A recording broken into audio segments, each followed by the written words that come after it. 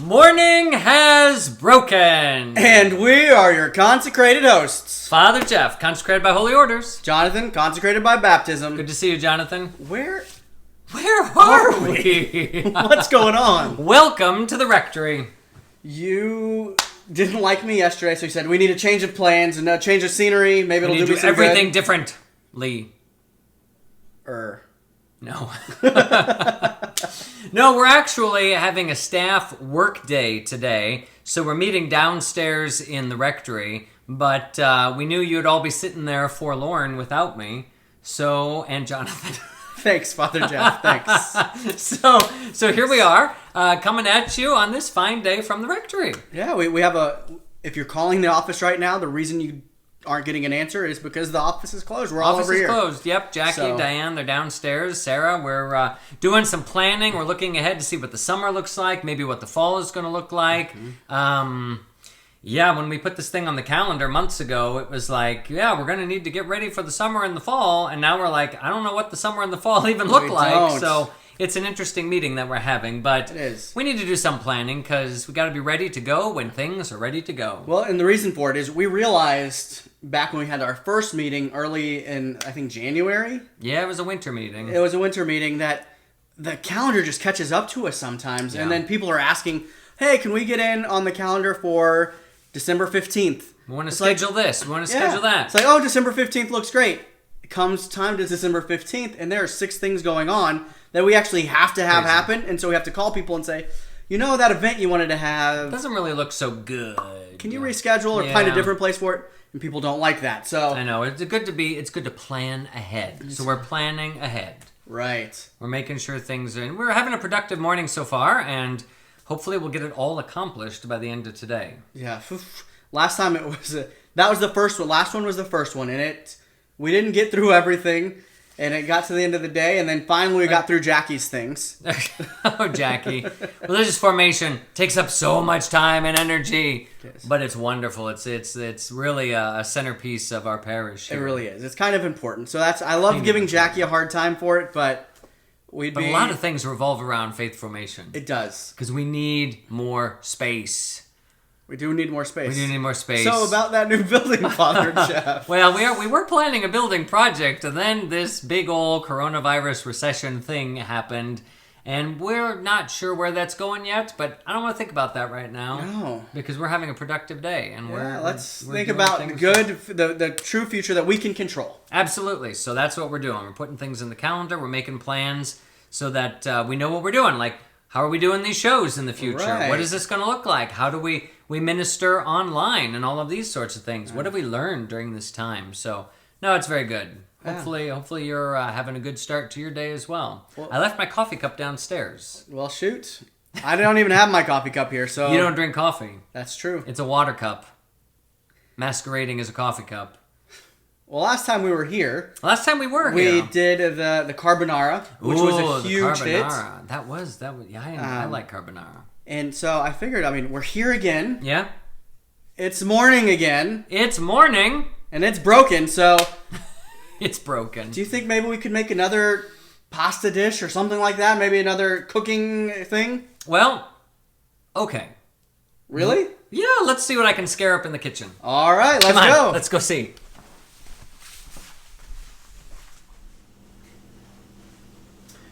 All right, here we go. You need an apron, Jonathan. No, you said it was a simple recipe, so I'm just going to let you do your thing. I'm going to get behind the camera. Excellent. Too many cooks in the kitchen makes for too many cooks in the kitchen. All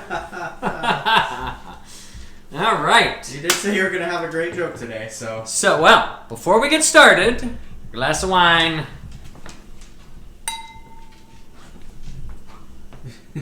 We've been drinking already because I can't keep up.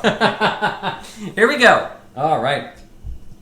Is this the same wine we had last time? No, it is not.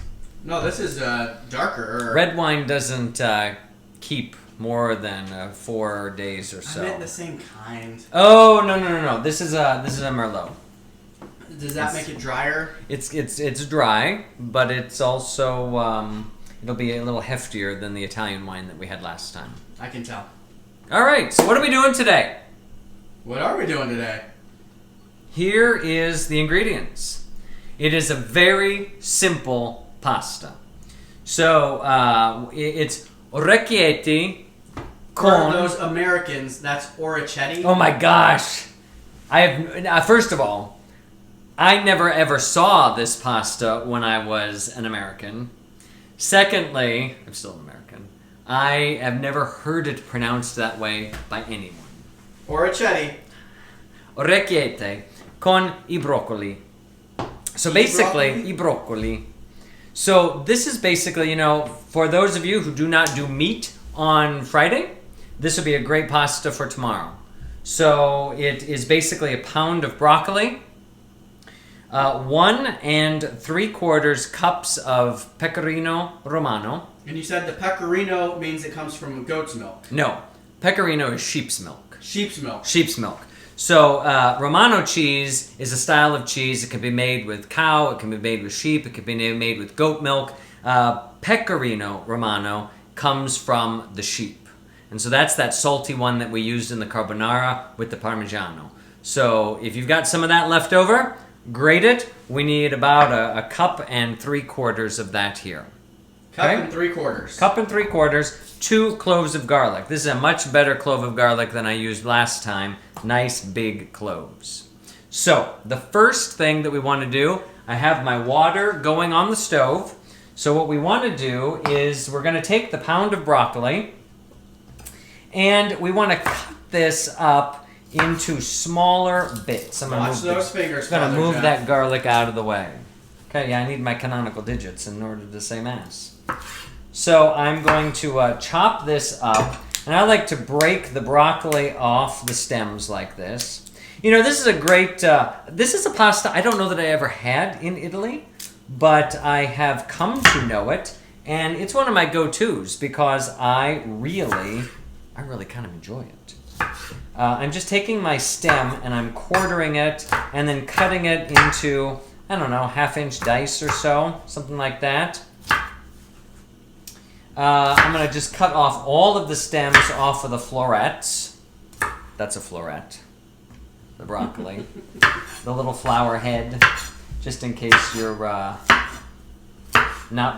knowledge of broccoli isn't all that great. Do you like broccoli, Jonathan? I love broccoli. Really? Have you always liked broccoli? I have. So my grandma, I don't know if this was part of her plan or if it's just how she cooks vegetables. She always did them with a bunch of butter. And a little bit of salt, And so spinach, broccoli, the only vegetables I don't really like is asparagus. Even with butter and salt? Even with butter and salt. Really? That's such a springtime vegetable. Luck and spring right out of here. Well, it is, yeah. That's interesting. I know there's a lot of people who don't like broccoli, especially unless you cover it with gobs and gobs of cheese. That's the only way they'll eat it. That's the only way I will not eat it, is if you cover broccoli in gobs and gobs of cheese. What about a cheddar broccoli soup? Oh, no, cheddar broccoli soup. That is a delicious and delightful treat. Especially if it's like a beer cheese broth. I mean, that's, yeah, so that's good. Leave it up to you to sophisticate something. I try to bring a little class into everyone's life. Oh my goodness gracious. Well, we do what we can, Jonathan. So as you can see, it's just kind of a rough chop. There's nothing fancy, special about that. We just want to make them, thereabouts, about the same, thereabouts the same size, so that they cook at the same pace. We are going to use the stem, so this is a great thing. Even if you buy like the whole trunk of the broccoli and it's got the whole stem, this one was just basically the crown and a little bit of stem attached to it. But you can chop that stem up into small pieces, and we're going to use the whole thing. There is no reason to throw away that big, thick stem. It is an edible part of the plant, so save the waste. Okay, I have got broccoli. Now, I'm waiting for that water to boil. Looks like it's almost there. Remember what I said about your boiling water? Do not add salt until it boils. Do not add salt until it boils. And we're not quite at the boil yet, but I am going to salt the water before I put the broccoli in, just so that it imparts a little extra flavor to the broccoli. You know what would help? If I turned on the burner under the pot of water and not the back burner. That's why my water wasn't coming to a boil. Well, let's try that. When we're live, anything can happen. Anything can happen. I'm like, I'm hearing burner, not seeing water boiling. What the heck? While we're waiting for that water to boil, let me grab a utensil out that I forgot to get. And that's this thing. I love this thing. It's like a spackle utensil thingy that you, but it also works well in the kitchen. This is a great thing to scoop up your vegetables with and put them in the thing. So we're going to use that in capturing my broccoli and putting it into the boiling water. All right, so my water is almost there. So once again, my fine sea salt, and I like to do generous amount. I mean, I think a good heaping tablespoon for a pot of water is the way to go here. Is it difficult to make your pasta too salty? Not really. Not really? Okay. So a generous amount, but still... Yeah, I mean, this is the only chance you have to flavor the pasta. And so we're going to give it actually a double flavoring today. We're going to flavor it with the salt water, and we're going to flavor it with the broccoli water. So we're going to... Broccoli water! Doesn't that sound delicious? So the broccoli, I'm going to, once my water has come to a boil here, I am going to take my broccoli here, and we're just going to, let me move this lid over. I'm just going to take my broccoli now, and I'm going to put it into the boiling water. And it's not going to take forever here because I don't want to turn it to mush. That's probably a good thing. Nobody likes mushy broccoli. You want that, a little bit of crispness still. A little bit. So we're going to put that in there. And I'm going to cover it just to get it back to the boil. Once you add something in there, it kind of brings the temperature of the water down a bit. While we're doing that, I'm going to get the burner under this pan going. Medium, so I got a 1/4 cup of olive oil in here. And I'm going to heat that on medium-high heat. And I'm going to prepare my garlic. Now, we want to get the paper off the garlic, and a good way to do that is just to beat down on it like that. I'm sure if you watch the Cooking Network or a cooking show, you see that did not give it. There we go. Boom. There we go. So, a funny story. Hopefully Genevieve is not able to watch today because of work. No, is she back to work? She tried that move once with a ceramic knife and broke the blade right off. Oh no! So, make sure you're using a steel knife. You want your knife to be made of metal. Metal. Exactly. Ceramic knives can be nice. They're very sharp. Very sharp. But I've never used a ceramic. I've never used a ceramic knife. Once again, I'd like to say, please watch those fingers. Now, yes, there's that's why when you cut something like that, you always want to hold your hand like so that you're cutting down like this, and you're tucking your thumb behind your fingers. Tuck in your fingers, tuck your thumb behind, so that you're providing a guide and never getting a finger under the knife. So that kind of moves the food in there without ever endangering your fingers. What are your thoughts on using a garlic press? I suppose if you must. But this is just so much more fun. And I don't want it that small. I mean, I don't want that small. This is good. I want something there. See this wonderful tool? Look at that. Scooped up all my garlic. Let's take that to the stove. Toss it in there. You can already hear it sizzling just a bit. I'm going to zhuzh that around with my... zhuzh it around. Okay. We had some people talking about my zhuzhing last time. Yeah, because you're making up words again. Making up words, and I have no idea how to spell zhuzh. We tried to look it up. Try to look it up. I don't even know how to spell it. I cannot zhuzh. Z-H-J-U-G-J-Z-H. Drink a little bit more water and you might get there. I think that's how you spell it.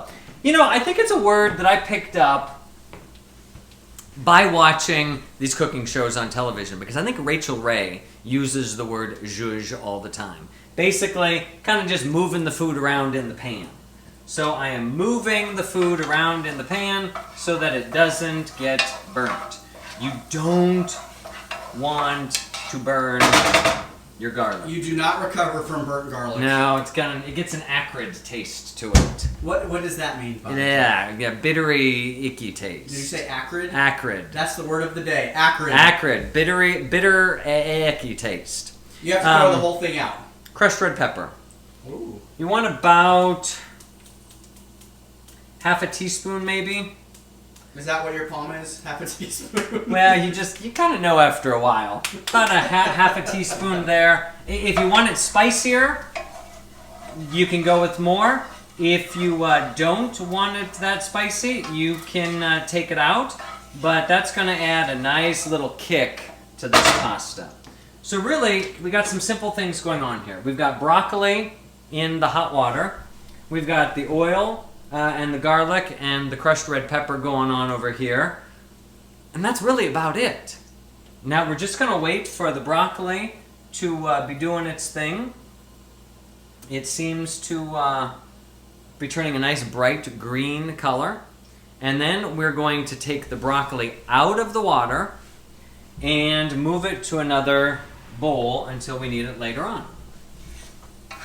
I'm going to just move my garlic around a little bit, zhuzhing it again. You can smell the beautiful aroma that thing has to... Your screen is now scratch and sniff. Just don't try it right now. Don't try it right now.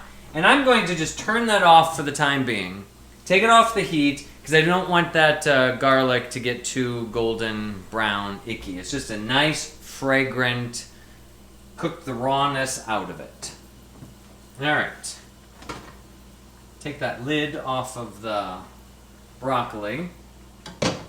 Now I cut my broccoli out into nice small pieces, and I'm going to use this little doohickey. So let me tell you, Jonathan, my two favorite utensils in the kitchen. My wooden spatula. Wooden spatula. I use this almost for everything, and this guy's with the nice round thingy end. Nice. So I use my wooden spatula, and then the spider. The spider, I think, is an underutilized. A lot of times, this is used in deep frying.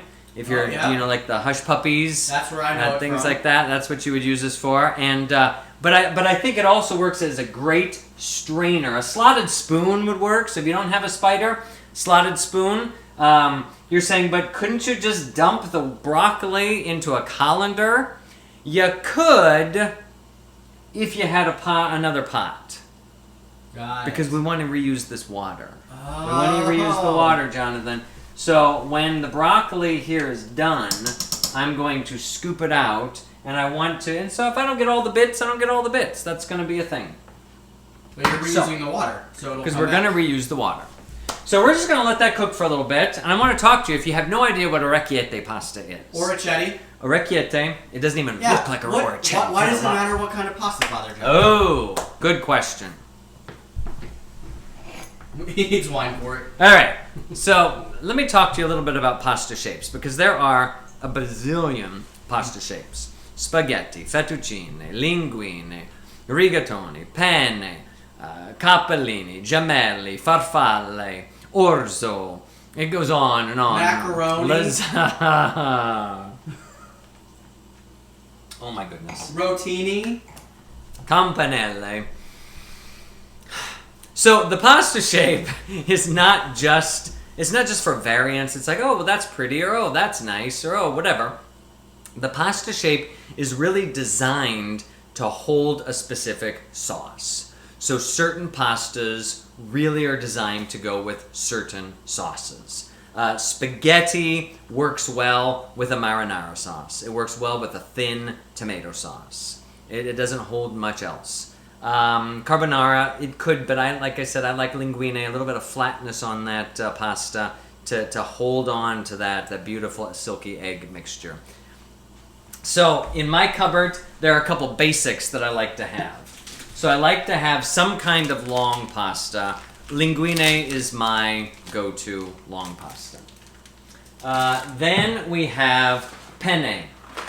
Penne is it's a nice pasta. It's got ridges, so I like the ridged penne, not the smooth penne. When it has ridges on it, the ridges actually help hold the sauce. Makes sense. Makes sense. Penne works well for a thicker tomato sauce or a pink sauce. If you're going to do a tomato cream sauce together, penne makes a nice combination. That's what we should be doing, a nice like vodka sauce or tomato I cream. make a good vodka sauce, Jonathan. Well, we're not finding out today.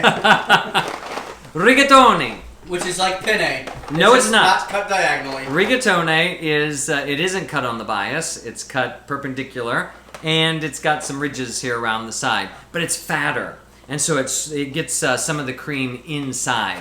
Rigatone works well with creams with like a bolognese or a meat that is in there that you can really grab onto. So I like to use this for like a cream and sausage sauce. That's a good one. And then I usually have some farfalle in here too for like pestos and bow tie pasta.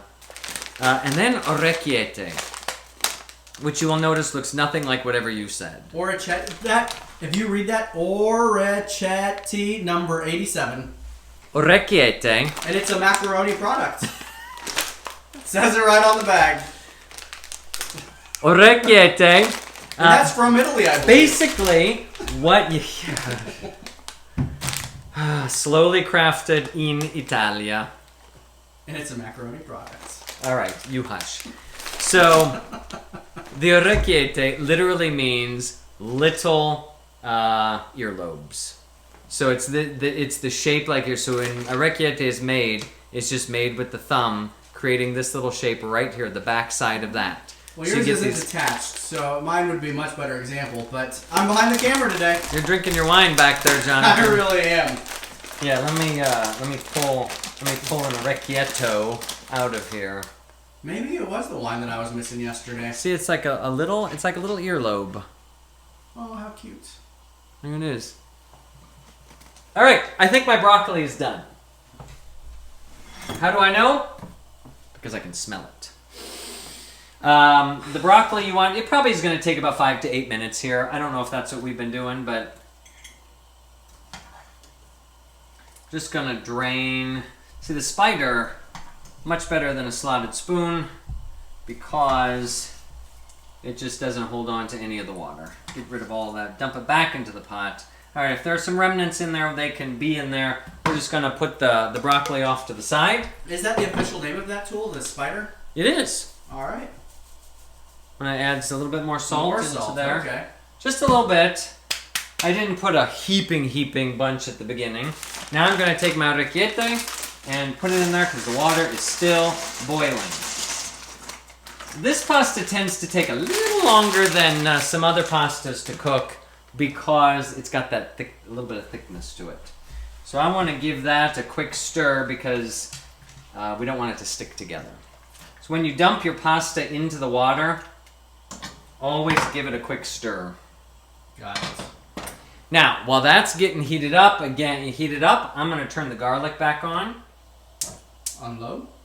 Yeah, I'm going to bring it up to medium high, somewhere in there. And once the oil gets going again, then I'm going to add the broccoli into that. And then we're going to put that all together. As soon as the orecchiette is done, we're going to bring it together for its deliciousness. And so this pasta doesn't have like much of a sauce or anything else, correct? You know, a lot of the northern Italian pastas don't have these big, heavy sauces that we often think of when we think of Italian food. A lot of that is from the southern Italy, the Sicilian cooking, and which is where a lot of the Italian American immigrants came from. And they brought that style of cooking to America. So all of that heavy tomato-based sort of stuff. That's where that comes from. A lot of Italian sauces tend to be a little thinner. Don't need all of that, the thickness, the heaviness to the sauce. So it's not like Olive Garden. Not like Olive Garden. Not that you would ever eat there. I have eaten at Olive Garden. Past tense. Okay, so we're going to take our broccoli and we're going to add that back to the oil and the garlic and the red pepper flake, and we're going to give that just a little toss. Some more zhuzhing. Some more zhuzhing. We're going to toss that around. And trust me, Father Jeff, I'm not zhuzhing you right now. Ha ha ha ha. Oh dear. All right, that you're going to begin to see that the broccoli is starting to soften and break down, and the broccoli itself becomes the sauce. So you're going to get this nice green creaminess that comes out of the broccoli. So kids, even if you're not a broccoli fan, you are going to love this pasta. It's creamy, delicious broccoli. I got Joshua to start eating broccoli by Look at that! Look at that! You can trees. see, you can see the color. There we go. Is Now so cream. It's already starting to cream up. So I'm going to turn that down to medium, and we're going to let that go for another 5, 8 minutes, whatever it takes. Just kind of cook there on medium, and start to work its magic. Father Jeff, you Hello. mentioned something about knives earlier. And I was wondering, The steel knife. Yeah, the steel knives. And do you have preferred knives? Like you're using a pretty big chef's knife. I do like a big chef's knife. I also sometimes use the Japanese Santoku, whatever that is. Yeah. So these are kind of two of my favorite knives. You got they got some heft to them. So yeah, most of the stuff that I will use in the kitchen, I will use this knife. It's important before you use a knife to help maintain it, to use one of these things, the honing device. And so you want to take your knife and you want to give it a couple strikes at an angle to just kind of hone it before you use it. Don't put your knives in the dishwasher, because all of that water hitting them and for all those different directions and bouncing against other things and being knocked back and forth, it dulls your blade. And sharp knives are important. And you should never point with an utensil. It's considered rude. Thanks, Father Jeff. You're welcome. I'm going to stir that orecchiette. Let that go. Move my broccoli around. Now, I said this would make a great Friday pasta because there's no meat in it. Correct. If you wanted to do this with meat, it is delicious with Italian sausage. So you could use a mild or sweet sausage. Sometimes it's described as mild, sometimes it's described as sweet. You could do that. Or, instead of putting all that oil in there and the red pepper flake, you could use something like an Italian hot sausage. So this is a pound of Italian hot. This could you could fry this up first, add the garlic into it after, and then throw the broccoli into it, and you could make this a meat dish and make it very satisfactory. So like if people are running out to do it today. If you're running out to do it today, you could use some hot sausage.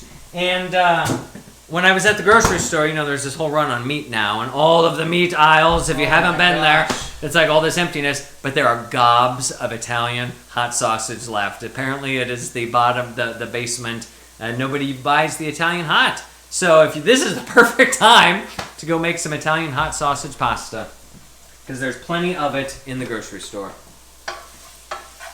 I noticed the eggs and the bacon were a little thin, so I think a lot of people were making the carbonara from last week. I think so. We've still been getting pictures of people's families doing it all this week. I know, that's awesome.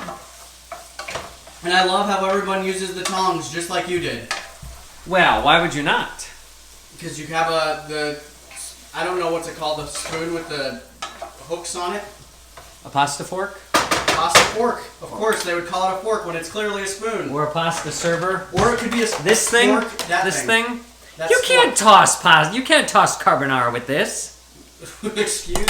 Jonathan. Didn't you pay attention when we were cooking last week? Yeah, you said it had to be very fine and delicate and I didn't say that. fluff. You remember nothing.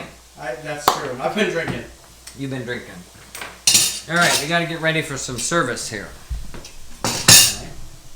So, we're gonna make people dizzy with all this moving. Don't move your camera. You don't have to follow me. I'm not gonna follow you.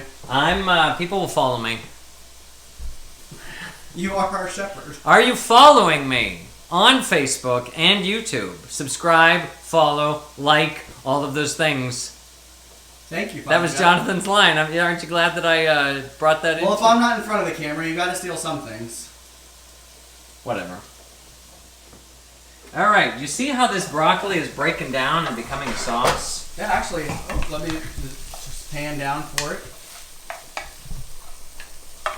We can even zoom in a little. It's a beautiful color.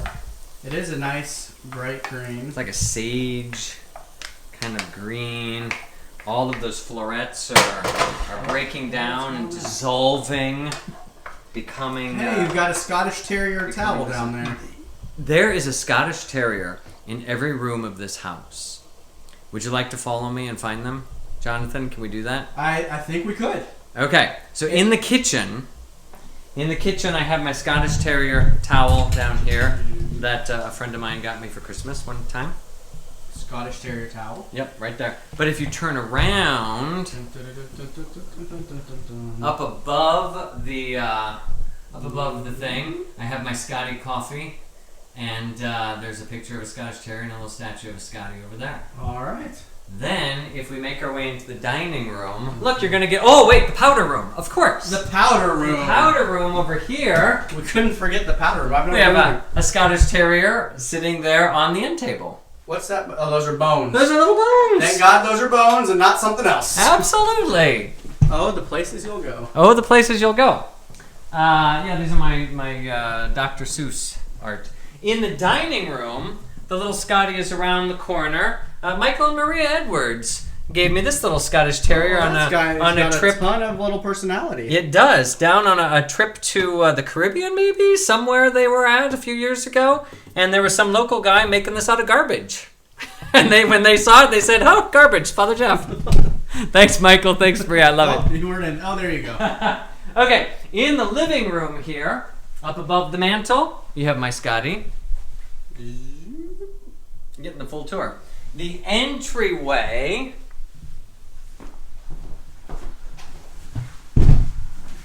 We have a Scotty by my phone table. Of course, I'm talking to my dog. Who else can I trust? And entrance into this house is determined you'll have to pick by the dog. Sister Jane Conrad embroidered that for me. Oh, very nice. It's going to take a while for that orecchiette to go, so let's keep moving. We'll keep moving. We got one of these Scottish Terrier things with a little Scotty even inside. So it doesn't matter what direction or what part of the room you're in, you can find one. The Scotty is always looking. And is that Staples right there? That is a picture of Staples. Very beautiful. Yeah, absolutely. Now my Scotty over here on my is that Alice in Wonderland Through the Looking Glass chess set and corner. Oh. What is that tartan? Is that what it's called? That's a tartan. Yeah. Look at that. Thing. So then we come into the sunroom here, and I have a little Scottish Terrier down there on the floor, little garden statue. A student of mine, when I left Cedar Catholic, carved that stump with the last assignment I always gave my kids when they were leaving their senior year: get a life and make something of it. Oh my That goodness, is what Father so come back this way. I'm showing off this interesting clock you've got over here. That is a replica of some historical clock. Very good. And then, of course... You forgot this guy. Oh, yeah. I'm not sure he's really a Scotty, but he's close to a Scotty. Close to it. Absolutely. Is that Aslan? No, this is The Peaceable Kingdom and Two Olives. My favorite picture in the whole wide world. Yes, The Peaceable Kingdom and Two Olives. And Two Olives. And then a little Scottish Terrier in the way to the bedroom. I'm smelling broccoli and garlic. let's make our way back to the kitchen. So we just did a big round robin. All right. Now let's see if I can get set up without causing these people to throw up. Hopefully that did not mess you guys all up there as you were watching Jonathan take you for a tour of my house. I had to pick up the whole tripod and maneuver it. So we don't have like cameras on carts and tracks that we can just drive around and roll around on.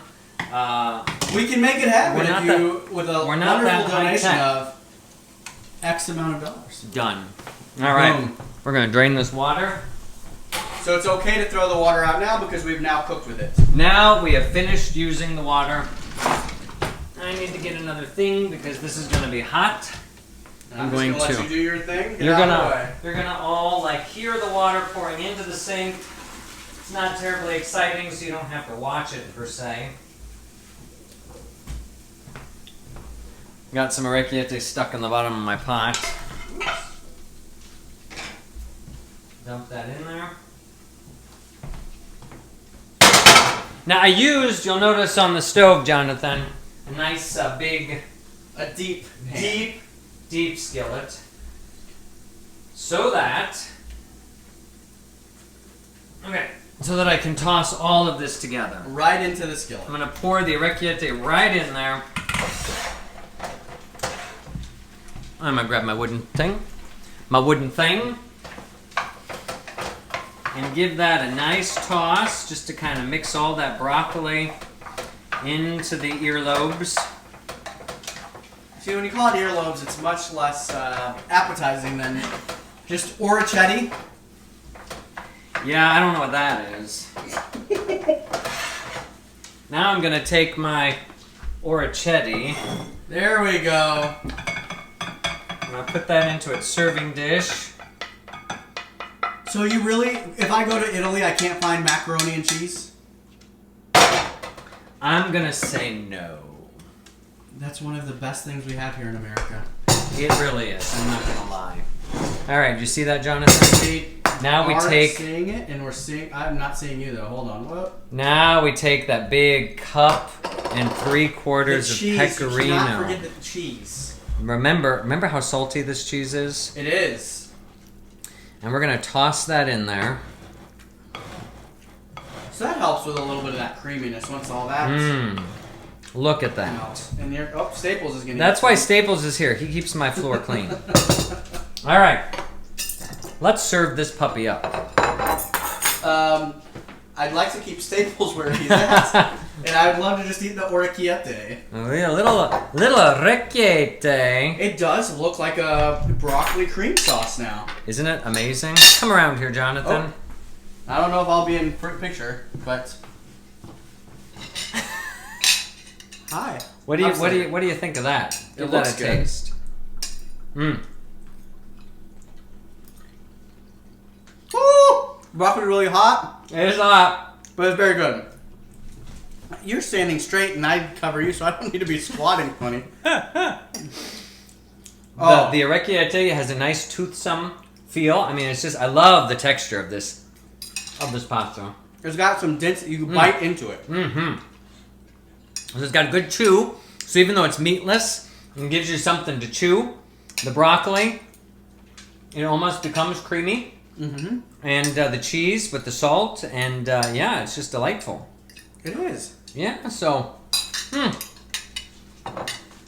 that is what we have for today. And what's this called again? Orecchiette con I broccoli. I broccoli. I broccoli. Pound of orecchiette, pound of broccoli, 2 cloves of garlic, 1 cup and 3/4 of grated pecorino romano cheese, little pepperoncino, 1/4 cup of olive oil. Or substitute the oil and the red pepper flake for your spice. You are downing that pasta as if... So good. We're going to be eating lunch here pretty soon. Maybe we'll have this. Hey, Jackie. Hey, Diane. We want some broccoli pasta? I'm going to eat it all before you get a chance. All right, Jonathan, enough of that. Adios. We got some work to do. We got some work to do. We got to get ready for Mass soon. Oh, my gosh. All right, folks. Have a beautiful day. Take care. See you tomorrow.